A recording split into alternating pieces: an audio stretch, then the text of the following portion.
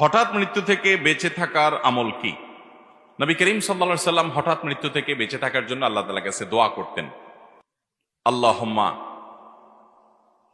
ইন্নী আসআলুকা, আল্লাহুম্মা ইন্নী আউযুকা মিন যাওয়ালি নি'মাতিকা।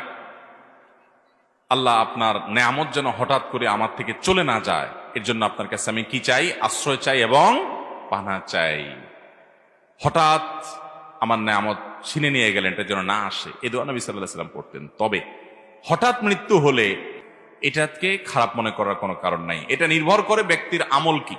নবী সাল্লাল্লাহু আলাইহি সাল্লাম বলেছেন, মাউতুল ফুজাআহ বা হঠাৎ মৃত্যু, আকস্মিক মৃত্যু, এটা ইমানদারের জন্য ভালো আর বেঈমানের জন্য খারাপ। ইমানদারের জন্য ভালো এজন্য যে সে তো জান্নাতি, মানে মুত্তাকি জান্নাতি মানুষ, যে তার যদি হঠাৎ মৃত্যু হয়ে যায় তাহলে সে দুনিয়া থেকে হঠাৎ করে সে জান্নাতের নেয়ামতের মধ্যে ঢুকে গেল।